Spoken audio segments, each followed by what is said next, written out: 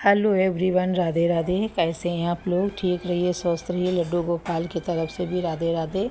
आज हम बताएंगे वामन एकादशी की पूजा की विधि कैसे करनी है आप सभी लोगों को। सबसे पहले हम नहा धो चुके हैं। उसके बाद सबसे पहले अपने मंदिर में आके अपने सारे लड्डू गोपाल को मैंने जगाया।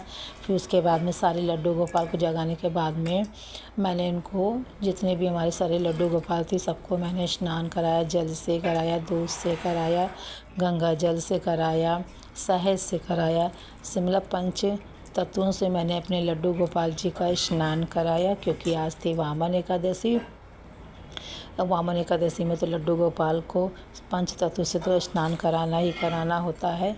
तो इसीलिए मैंने सारी तत्वों से लड्डू गोपाल जी का स्नान अच्छे से करा दिया। दही शहद से स्नान कराने के बाद में उनको बाद में जल से अच्छे से नहलाना पड़ता है, क्योंकि शहद और दही होता है जो चिकना होता है तो लड्डू गोपाल को रह जाता है। इसलिए उसके बाद में इन लोगों को नहलाने के बाद में दूसरे थाली या बर्तन में जिसमें आप स्नान कराना चाहें तो अच्छे से आप लड्डू गोपाल को दोबारा जल से स्नान कराइए, ताकि ये साफ़ सुथरे अच्छे से हो जाएं। इनको वस्त्र पहनाना है। फिर उसके बाद में इनको नहलाने के बाद में जहाँ हमें स्थापित करना है, पूजा करनी है, एक चौकी रख लीजिए साफ़ सुथरा करके। वहाँ पीला वस्त्र आप बिछा दीजिए अच्छे से। जहाँ हमें भगवान विष्णु की विराजमान करनी है फ़ोटो, तो वहाँ सबसे पहले हम फूल रख देंगे, क्योंकि चावल एकादशी में नहीं चढ़ाते हैं तो आप काला तिल का छिड़काव कर सकते हैं। उसके बाद में भगवान विष्णु की मैंने प्रतिमा स्थापित कर दी है। फिर उसके बाद इनको स्थापित करने के बाद में सबसे पहले गणपति जी की पूजा करेंगे। और ये हमारे छोटू से गणपति जी हैं, जो मैंने फूल नीचे और तिल का पहले से रख दिया था। उसके बाद मैंने गणेश जी का विराजमान कर दिया है। विराजमान करने के बाद में वस्त्र के रूप में मैंने इनको कलावा चढ़ा दिया है। और कलावा चढ़ाने के बाद में सबसे प्रिय है इनका, इस समय गणपति उत्सव भी चल रहा है, तो आप लोग ऐसे भी दुर्वा घास चढ़ा सकते हैं लड्डू गणेश जी को। फिर इसके बाद ये हमारे लड्डू गोपाल जी हैं, जिनका मैंने स्नान श्रृंगार सब कर दिया है। फिर इसके बाद में सभी को चंदन से टीका लगाएंगे। सबसे पहले गणपति को लगाएंगे, भगवान विष्णु को लगाएंगे। फिर जितने भी हमारे लड्डू गोपाल थे, बारी बारी करके मैंने सभी लड्डू गोपाल को लगा दिया है चंदन का टीका। आप फल फ्रूट जो भी है सब ऋतु के हिसाब से चढ़ा सकते हैं। सबसे पहले मैंने गणपति जी को फलों केला चढ़ाया।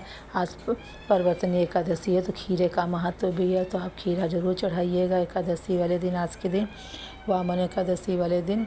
उसके बाद में गणपति जी को तुलसी का भोग नहीं तो अपने विष्णु और लड्डू गोपाल जी को तुलसी ज़रूर चढ़ाइए, उनका भोग लगाइए। काला तिल हम जोत में डाल देंगे। कहते हैं ना, जोत में काले तिल डालने से जितना वो छिटकता है उतना ही हमारे पापों का नाश होता है। फिर उसके बाद में प्रेम पूर्वक हम अपने भगवान विष्णु जी गणपति की सभी की पहले आरती करेंगे। सबसे पहले हम गणेश जी की आरती करेंगे। गणेश जी की आरती करने के बाद में उसके बाद भगवान विष्णु की आरती करेंगे। फिर हम करेंगे अपने लड्डू गोपाल जी की आरती, प्रेम पूर्वक भाव से करेंगे।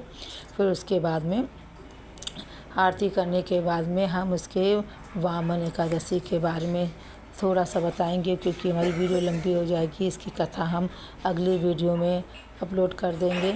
अभी तो हम बताएंगे थोड़ी सी। ये 2025 में ये बुधवार को 3 सितंबर को पड़ेगी।